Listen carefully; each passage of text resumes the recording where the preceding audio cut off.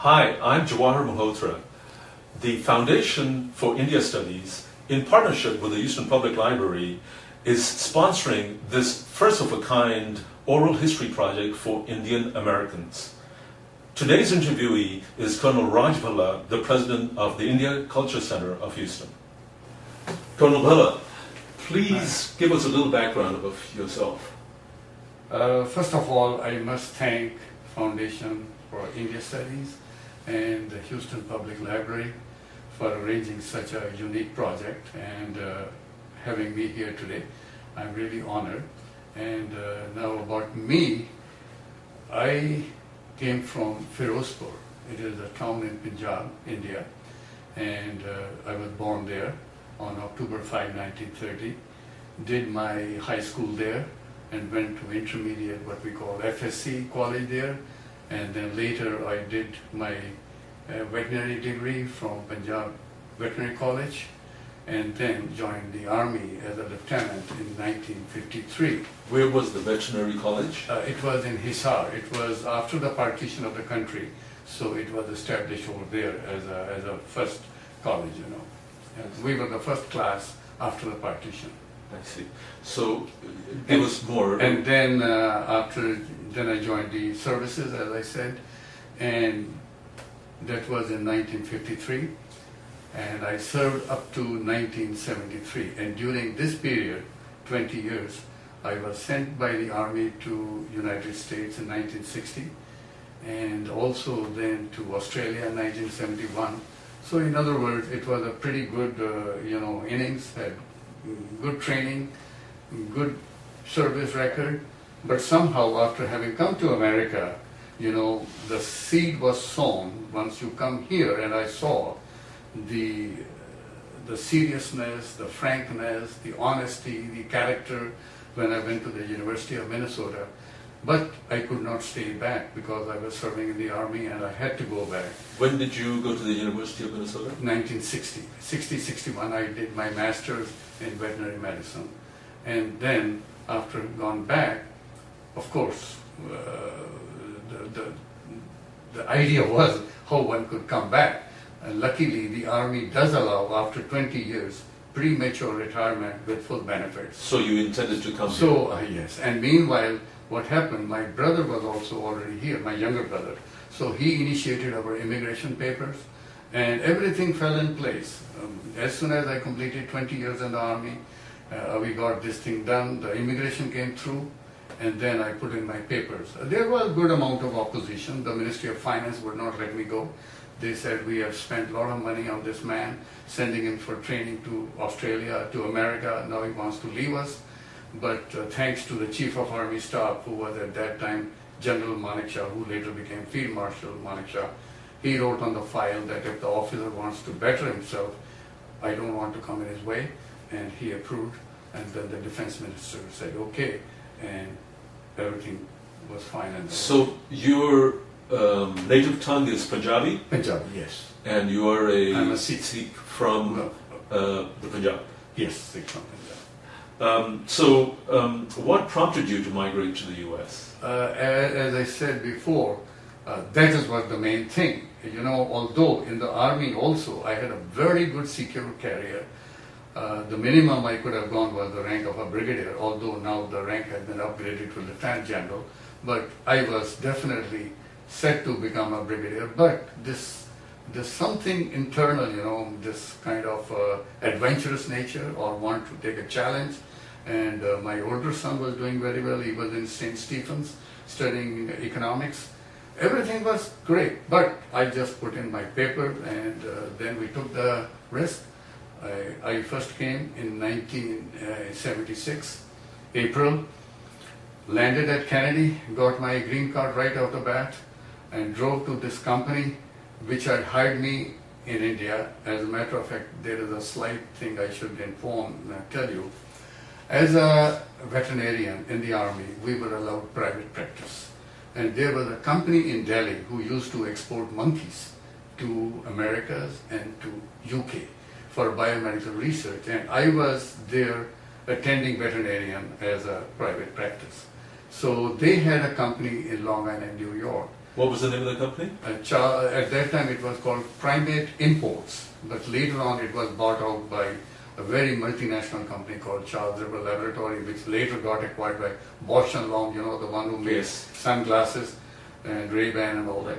So to cut the story short, they said, why don't we send you to America? So here my immigration came, the job, so I got off Kennedy, drove to this company, and I worked for them for 30 years. So you had a job already waiting for you when you came here. Absolutely. And within 10 days my family joined me, so we were all set.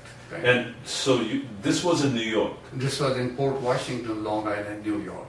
and you stayed there for how long? We stayed there 18 years till the company moved to Houston. So that is how I came to Houston. Ah, I see. Yes. So you came here to head up the operations for the company? Right here. Yes. So did you find it easy to settle in the U.S., in work?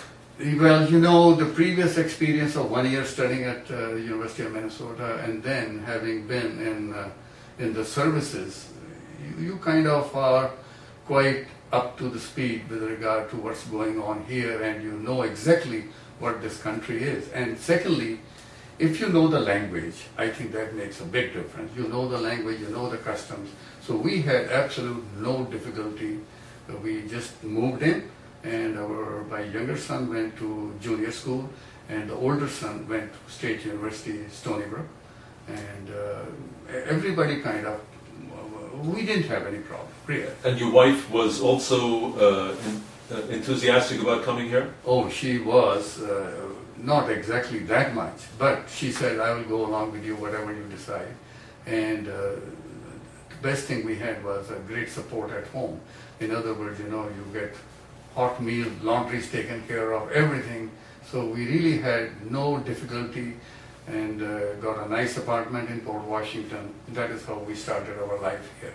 And your children were okay with moving? Children, they were okay, and probably they would have been okay also with their appearance, but somehow I told them, you don't wear the turban. So I got the turban out. My younger son was particularly opposed to that. But I said, no, son, I think it will be better. And as far as I'm concerned, believe me, I was the only Indian, the only person wearing a turban in a company with 1,600 employees.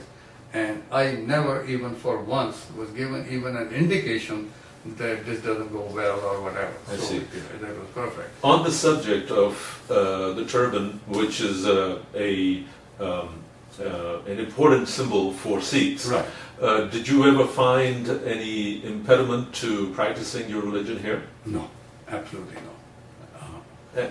And are you involved in In Long Island, we had started a new temple called Gurdwara in Plainview, and in that organization, I was one of their trustees, and we helped raise that Gurdwara come up, and now I understand it's doing very well.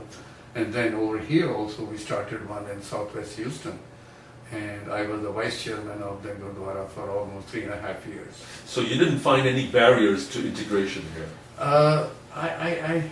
Not personally, no, not in our family. We did not have any concerns, no. I see.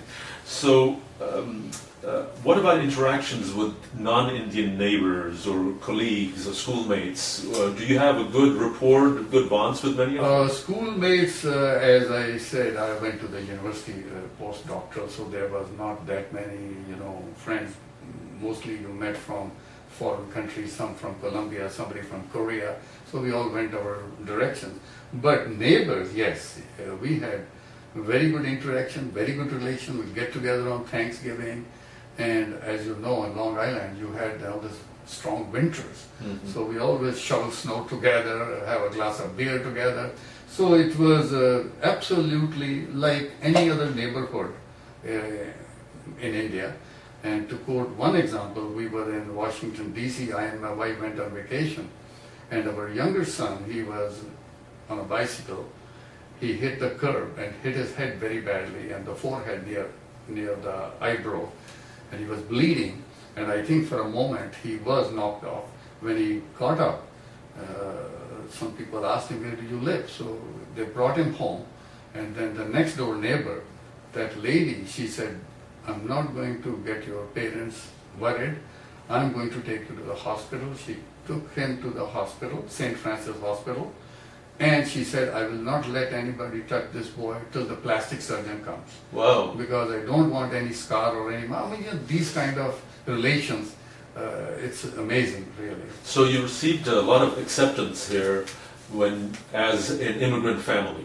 Yes, in Long Island, absolutely. And I think even in Houston, in Sugar Land, first we were in Alcon then, and over there also we had a group of 4 or 5 neighbors. We'll go out for dinner every month.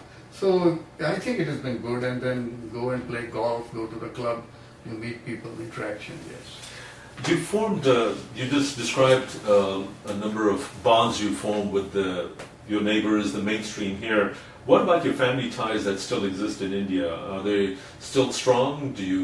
Well, I have a brother and a sister in India, and I have a brother and a sister in America. The ones in America are in California, and my sister and brother are in Delhi.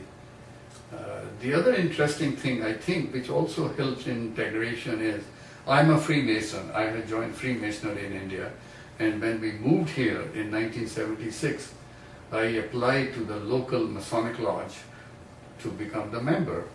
And that was, we came in April 76, so they took a little time. And then they used to close the lodge during the summer. So in fall, they told me, your application is accepted. And then, as we all call ourselves brothers, so I asked them, I said, tell me, why did it take so long? They said, Raj, in the lodge, as you know, only the master can cover his head with the hat. And when we saw you with a turban, we didn't know what to tell you. So we referred your case to the Grand Lodge of State of New York in Manhattan. And they gave the ruling that this is his religion and it's perfectly fine. So that is the reason of delay. And that was in 76. In 1982, I was a master of the same lodge. How interesting. Yeah, and I went through the, through the ladder, and then I became the master, the trustee of the lodge, and I held their very, very sacred account called Tibbetts Fund till I moved to Houston. I maintained that. We used to give scholarships to the high school students and taking part in different, like Memorial Day Parade, blood drives, Brotherhood Fund, seniors at Utica, that is Masonic home. So once you get involved in the mainstream activities, I think all these stereotype or unnecessary apprehensions are kind of, Did you have to educate people of your religion or your culture? Not exactly, but every time when you become more familiar with people, they will ask you, what is this turban, does it have to match with your clothes, or does it, the color of the turban has to do with any day of the week, or how long it is, or do you wrap it every day? Those are the curiosity questions, I think. And once they find out, and then they ask you about your religion, and you tell them what it is. I see. Yeah. What about interracial marriages? Are there any in your family? Yes. My both sons got married to mainstream Americans, but somehow or the other, I don't know how to put it, but the way the world goes, both ended up in divorce, and then the second one is remarried to a girl. She's from England, English girl, and the older boy got remarried to an Indian Sikh girl. But that's the way the society is. You have to take it, Do you have any grandchildren? Yes, I have 2 grandsons and 1 granddaughter. That's The grandson is studying in Columbia, and the younger grandson is very, very young, because the younger son who got recently married, and the granddaughter is also in college. She's both grandson and granddaughter, because they are from 2 different sons. So they are almost same age, about 20 years old each. Are they aware of their heritage, the Sikh heritage? Oh yes, my grandson, of course, he has been to India 2-3 times, and they are pretty much, go to Gurdwara, go to temple, yes. I see. And in your work, did you find any obstacles to achieve, to overcome? I'm sorry, no. I had very smooth sailing. I think here the name of the game is you produce, and if you produce, then there's no end. The sky is the limit, you know. Yeah. That's what I saw. What about your community? You're the president of the India Culture Center here in Houston. Mm-hmm. So have you been very involved in your own community activities here?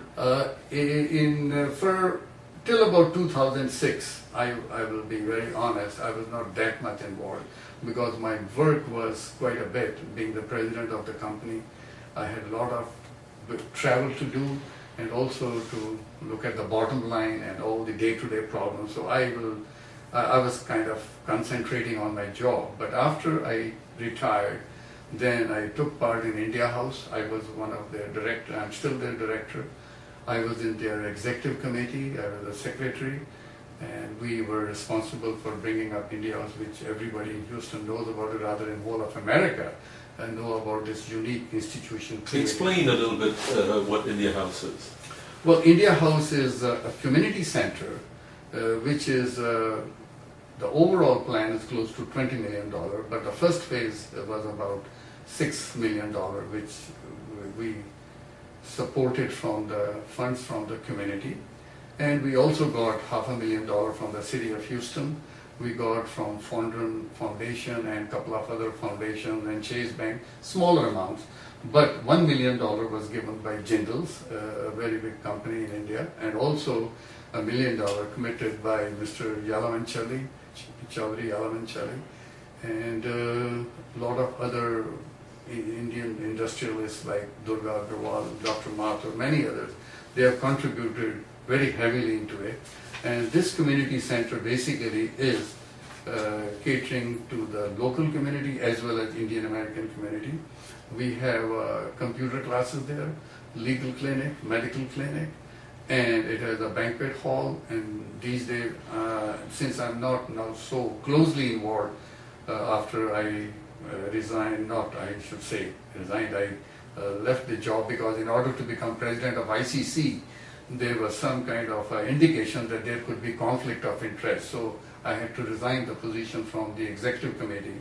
However, I know that they are running daycare center, so it is all community-based services being provided over there. And it is located in Southwest Houston? Yeah, it is 8888, in other words, 8888 West Belford. West Belford and Gessner, as I understand it.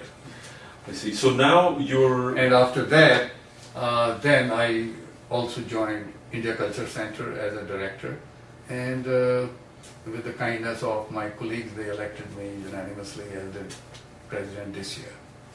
And the India Culture Center has been around for a very long time. In fact, it's probably the oldest... The oldest organization in Houston, greater Houston area of Indian Americans. I think about 36 years old.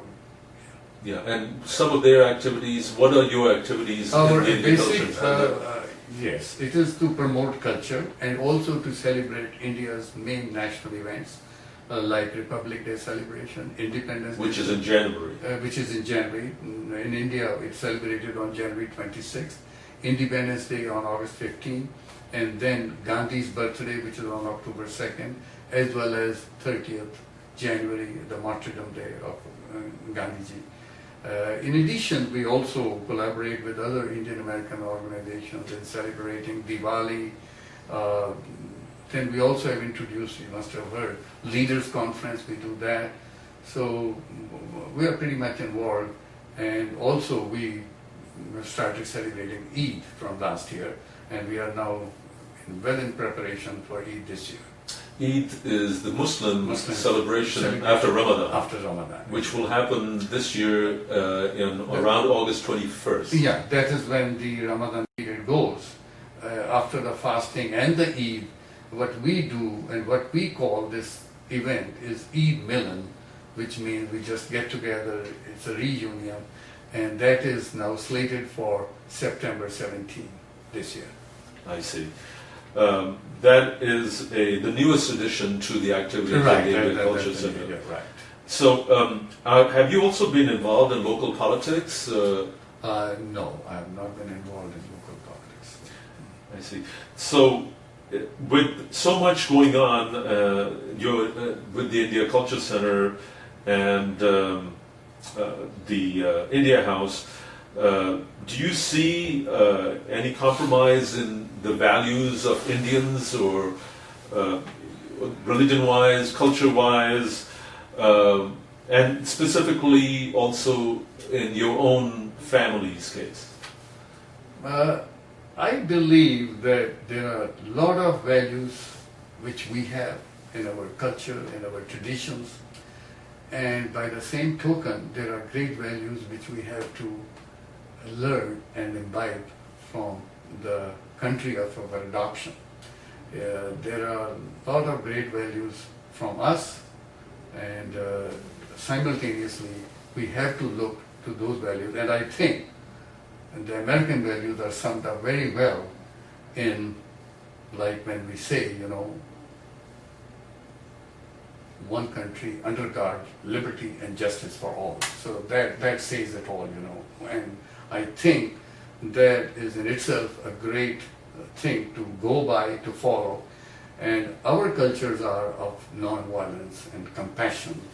And also we need to learn something about charity. I know we Indians give a lot of charity, but our charity is funneled and channeled towards our temples, gurdwaras.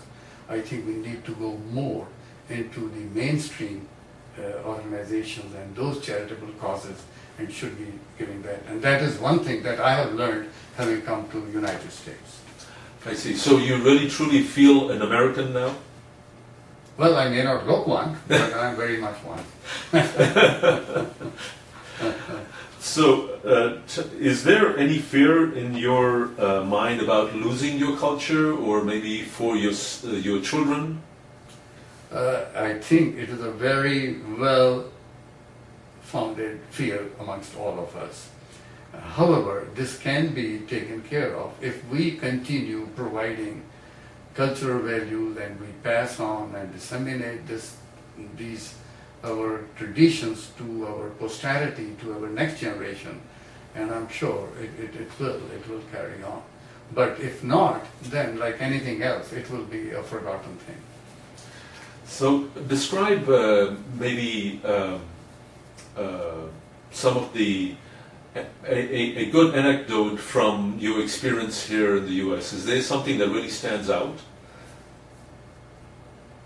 Work-wise, or perhaps for your family as they were integrating into American society. Is there anything here in particular that stands out? I don't know. It might be sounding like that, but to me, it appears everything in the normal course. I think my biggest, if I want to call them achievements, or if I want to say that I really made a mark, was the very first thing when I became the Master of the Lodge. It was in the paper, that first Indian who has become a Master of the Lodge. But somehow I felt it was something, had to come that way. And then when I was in the company, where I started as an assistant veterinarian, ended up as a president within a period of 7 years, and after that I couldn't go any further, so I was like that. And but they regarded me, and the overall chairman, president, the CEO, he was the one, and second one was me, who were driving the same car, because he said that you have earned it. So what I'm saying is that here, if you do your work diligently, and it's very well rewarded in my experience. And I have seen the same thing with my two children. They are, with the grace of God, doing very well. Both are physicians. And so... Yeah. Did you continue on with your lodge over here in Houston? Yes, now I'm a member of Richmond Lodge. I go there. I see. Yeah. Okay. Do you find other Indians there at this point? I haven't seen any. Somehow, I don't think it is that much popular. Even otherwise, we are feeling that the younger generation is not so much attracted to Masonry. They are probably going more into Rotary, Lions Club and all that. But this is one of the very ancient organizations, very, very ancient. Actually, George Washington was also Was a Freemason. Freemason, and he took the oath of his office on a Bible which was from his Masonic Lodge. I see. And Do you visit India still? yes, we go every couple of years, and we are again planning to go in October. I see. Do you see any changes in the attitudes of people there towards America? Tremendous, tremendous. The change is the change is totally reversed now. There was a time when you go to India and they used to look towards you. Oh, here the guy who has come from America, you know, your American Express card and your money and all that. But now in fact they say if you are looking for some bargain, then go to that store. You know, now India is a different India. India is really coming up and great. But do any of your other members of your family want to come here? Have they asked them? No. My sister's children came for education. They came and they went back. They said, we want to stay, we'll go back to India. I see. Well, thank you so much, Colonel Bhalla. That's very refreshing to hear your point of view. Thank you, Jawar. It was really wonderful and very nice. And thank you. Thank you.